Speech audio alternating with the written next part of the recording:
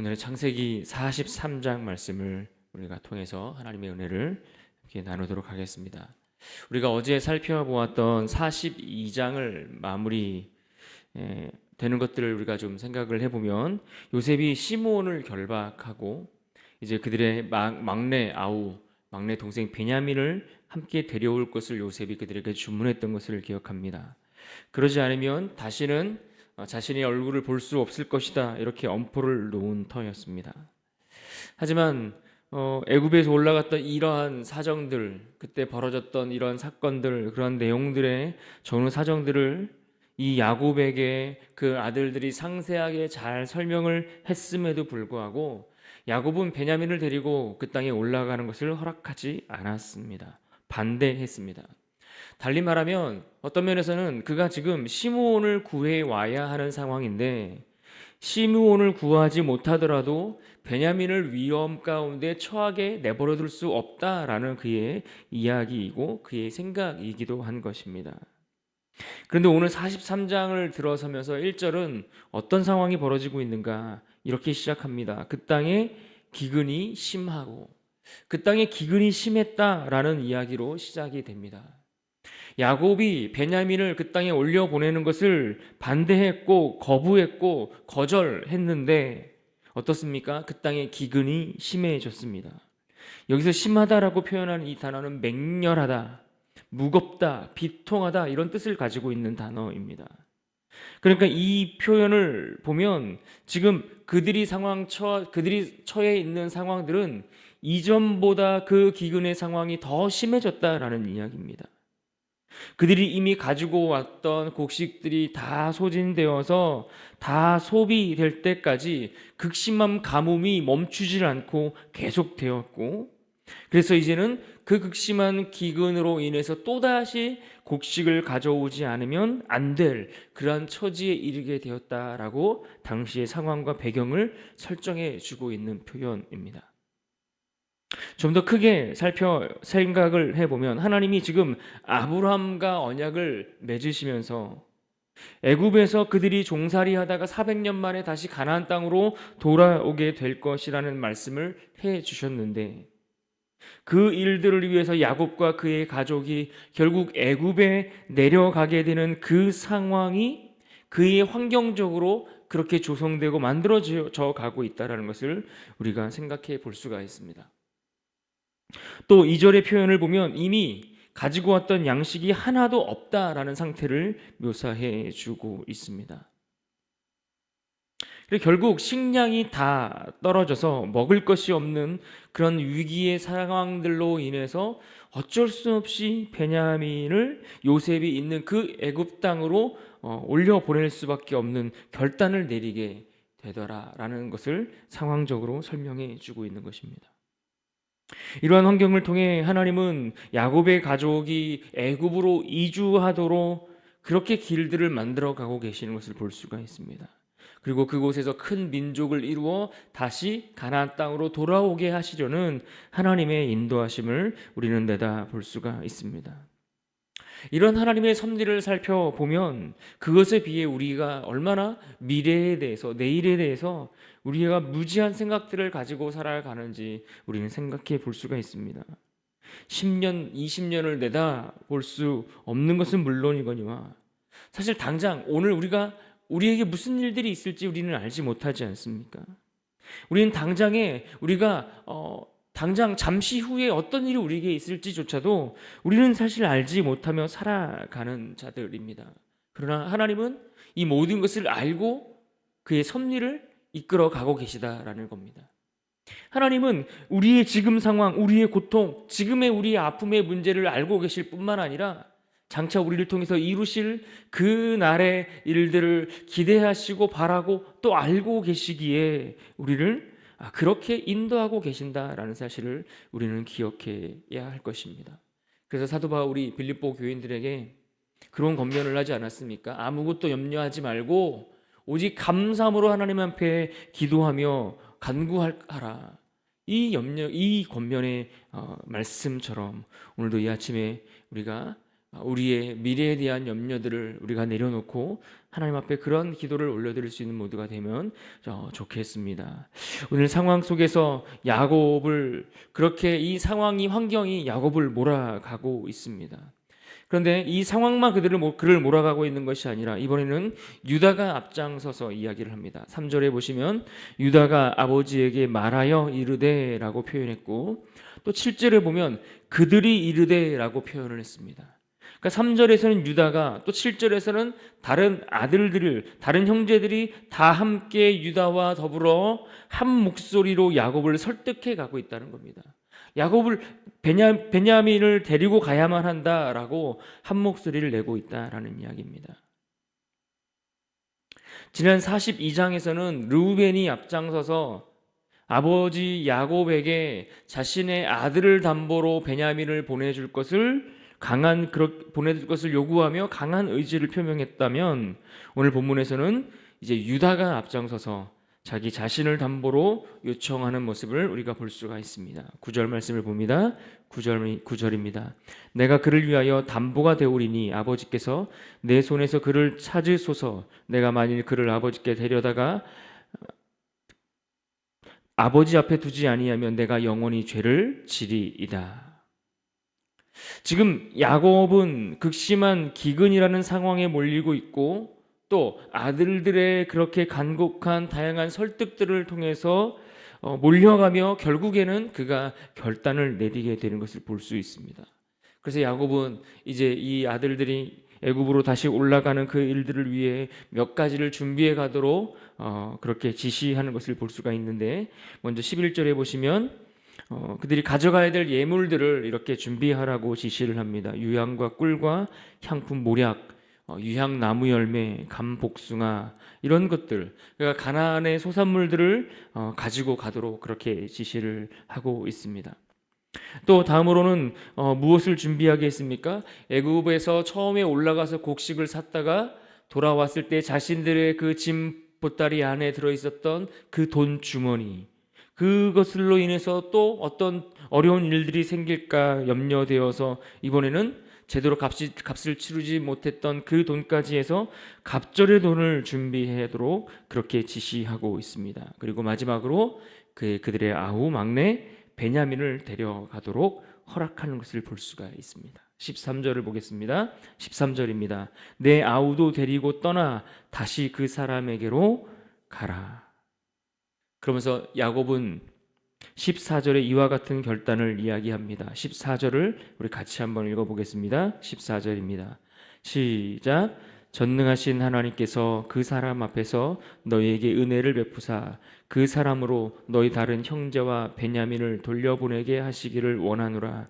내가 자식을 잃게 되면 이르리로다. 여러분, 지금까지 야곱이 살아왔던 그의 삶은 어떤 삶이었습니까?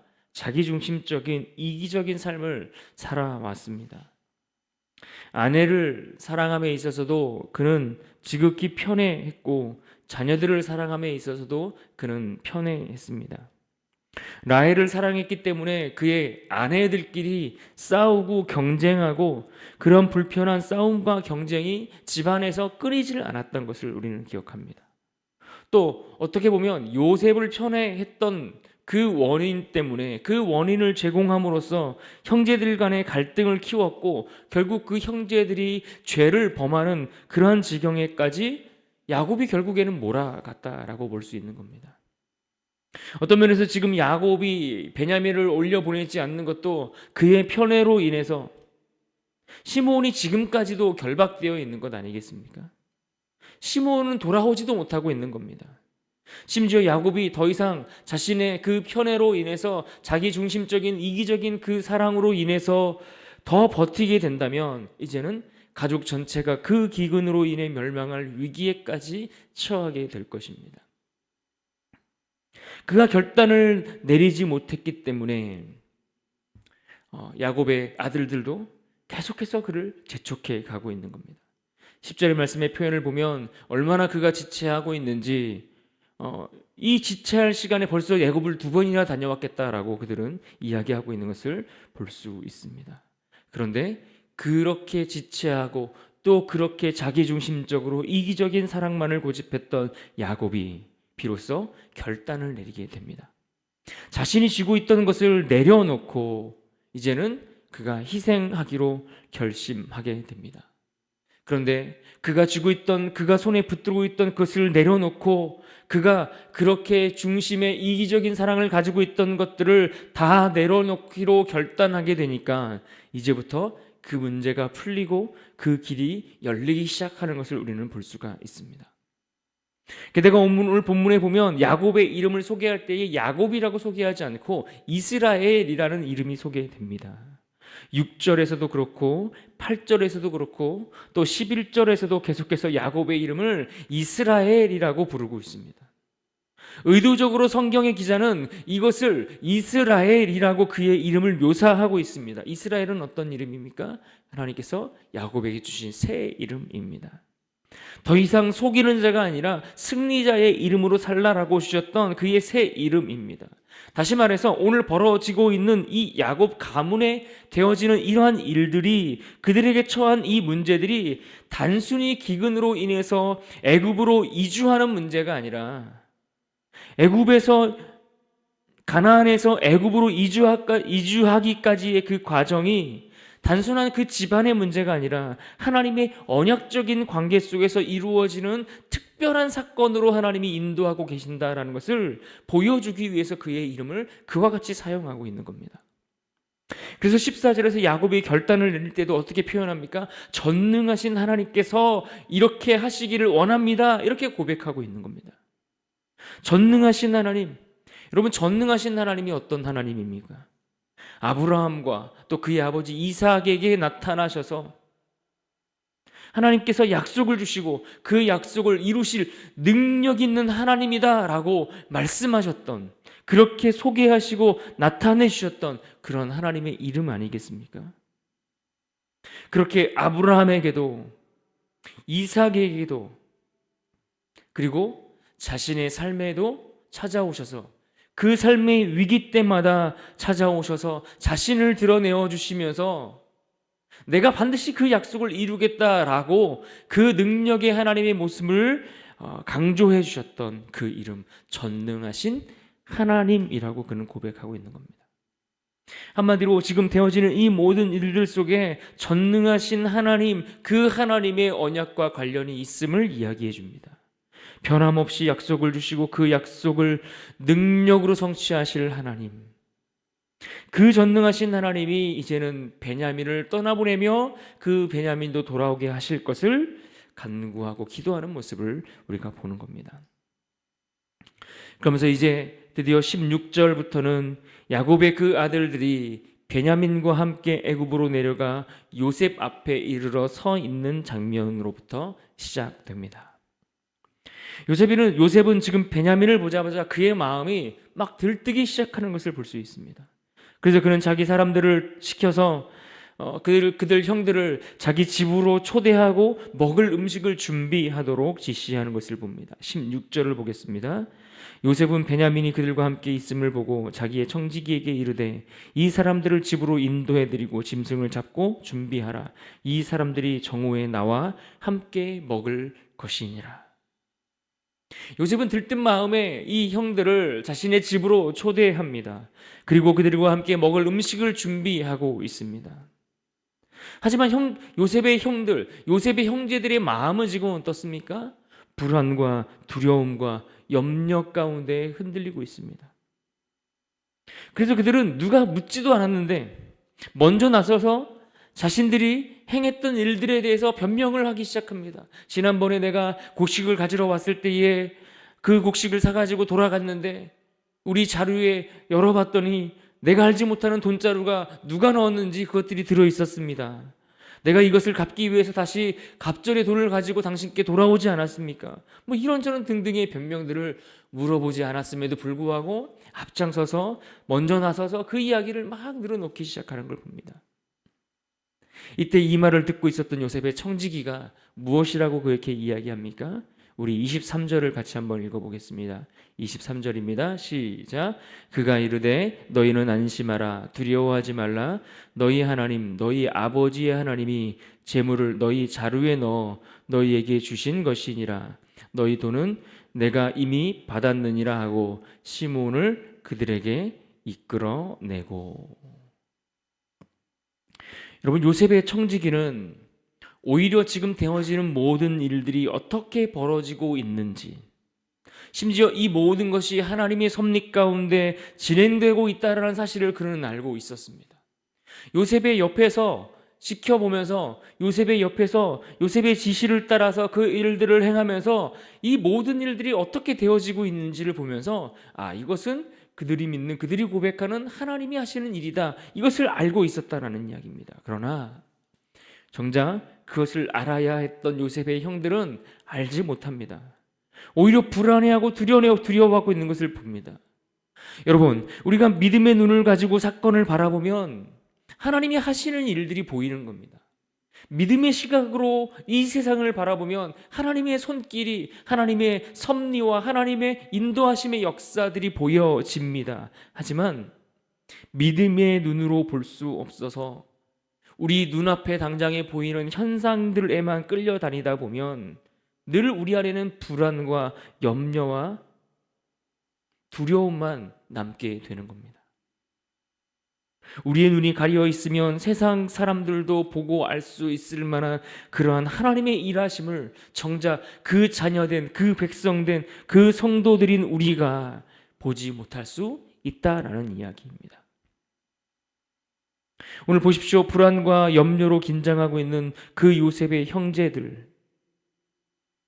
그 형제들의 마음이 비로소 어느 시점에 풀려지게 됩니까? 23절을 봅니다. 24절입니다. 24절에 그들을 요셉의 집으로 인도하고 물을 주어 발을 씻게 하며 그들의 나귀에게 먹이를 주더라. 물을 내어주어 발을 씻게 하고 그들의 짐승에게 먹을 것을 내어주는 것은 당시 그들 문화 속에서 여행객들을 맞이하는 정중한 환영의 모습들입니다. 그리고 앞서 23절에서도 시므온을 내어서 그들에게 끌어내어주는 그 모습을 통해서 그들의 마음이 풀려지고 그 긴장이 늦춰지는 것을 볼 수가 있습니다. 그리고 이내 형제들을 초대한 자리로 요셉이 들어옵니다. 이때 형제들은 26절에서 요셉을 향하여 땅에 엎드려 절했다라고 표현했습니다. 또 28절에서도 요셉 앞에 엎드려 절을 했다고 했습니다. 그러니까 오늘 43장에서 다시 요셉의 꿈이 성취되고 있는 장면을 또 한 번 우리에게 확인시켜 주는 겁니다. 형들의 곡식단이 요셉의 곡식단을 향하여 엎드려 절했던 그 꿈이 성취되었음을 42장에서도 그리고 오늘 43장에서도 반복적으로 묘사하며 하나님이 그 꿈을 성취해 가고 계신다는 것을 다시 한번 보여주고 있습니다. 그러면서 요셉은 자신의 신분을 아직 밝히지 않았으니까 서로 알지 못하는 그런 속에 있으면서도 그들과 인사를 나누며 아버지 야곱의 안부를 묻습니다. 그리고는 그의 시선이 누구에게 주목됩니까? 당연히 그의 동생 베냐민입니다. 베냐민에게 향합니다. 그러면서 29절 하반절에 이렇게 말합니다. 너희가 내게 말하던 너희 작은 동생이 이 아이냐? 그가 또 이르되 소자여 하나님이 내게 은혜 베푸시기를 원하노라. 여러분, 이 장면을 보시면 요셉이 지금 가장 사랑하는 자신의 동생 베냐민에게 무엇인가를 주려고 하는데 그가 가진 귀한 것들을 무엇이든 내어줄 수 있음에도 불구하고 어떤 먹을 것이나 입을 옷이나 그가 살아갈 집이나 이런 것들을 먼저 주려고 했던 것이 아니라 또 실제로 나중에는 이런 것들을 그들에게 주지만 그러나 그 모든 것보다 가장 먼저 그 베냐민을 향해 주었던 것이 무엇입니까? 하나님의 은혜가 임하기를 원한다. 하나님의 축복을 그에게 주기를 원했던 것을 봅니다. 그러니까 10년 이상을 그가 이 애굽 땅에서 애굽의 권력을 쥔 자로서 살아가고 있지만 그의 마음에, 그의 중심에 무엇보다도 하나님의 복이 임하는 인생이 가장 귀하다라는 것을, 세상의 그 어떤 축복보다도 값지다라는 것을 그는 알고 있기에 그 사랑하는 동생 베냐민을 향해 하나님의 은혜가 임하기를 원합니다. 하나님의 복이 너에게 임하기를 원한다라고 그렇게 이야기하는 것을 우리는 볼 수가 있습니다. 그렇게 오늘 본문은 요셉과 함께 그의 형제들이 만찬을 나누는 그러한 시간들을 우리에게 이야기해 주고 있습니다. 그래서 오늘 우리는 이 말씀을 정리하면서 오늘 본문 특별히 14절에 있는 말씀을 붙들고 돌아가면 좋겠습니다. 이 14절 말씀 같이 다시 한번 읽도록 합니다. 14절입니다. 시작. 전능하신 하나님께서 그 사람 앞에서 너희에게 은혜를 베푸사 그 사람으로 너희 다른 형제와 베냐민을 돌려보내게 하시기를 원하노라. 내가 자식을 잃게 되면 이르리로다. 아멘. 오늘 요셉의 형들이 다시 요셉 앞에 나아가 곡식을 얻게 될 뿐만 아니라 또 그들의 형제들이 그 시므온을 되찾게 되고 또 만찬을 통해 그 요셉과 함께 대면하여 교제하고 또 그 가족들을 그 기근 속에서 구할 수 있는 그러한 일들이 어떻게 시작되었습니까? 우리가 방금 읽었던 14절의 야곱의 그 결단을 통해서 시작되었던 것을 우리는 보게 됩니다. 그 결단을 통해서 하나님께서 그들을 인도하기 시작했던 것을 가능하게 되었던 것을 우리는 살펴보았습니다. 지금껏 그는 그렇게 편애하며 자기 것을 결코 놓지 못했던 이기적인 삶으로 살아왔던 야곱이었고 그러한 그의 삶으로 인해서 모든 것이 엉망으로 만들어져 버렸지만 이제라도 그는 결단하며 전능하신 하나님께 내어 맡기게 될 때에 한 걸음 더 나아가 잃어버리면 잃을 것이다 라고 하는 그의 결단을 통해 내 손에 쥐고 있던 모든 것들을 내려놓았을 때에 비로소 하나님이 인도하시는 것들을 그들을 모두가 경험하게 되었던 것입니다. 그러므로 오늘 우리도 우리의 이기적인 마음을 하나님 앞에 내려놓는 인생으로 살아갈 수 있기를 바랍니다. 내 손에 쥐고 있던 것들을 펴서 내 이기적인 중심을 하나님 앞에 내어놓고 맡길 때에 비로소 우리는 그분의 더 큰 인도하심을 기대할 수 있고 또 누리게 될 것입니다.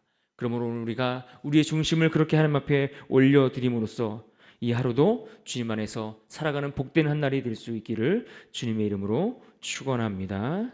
아멘. 같이 기도.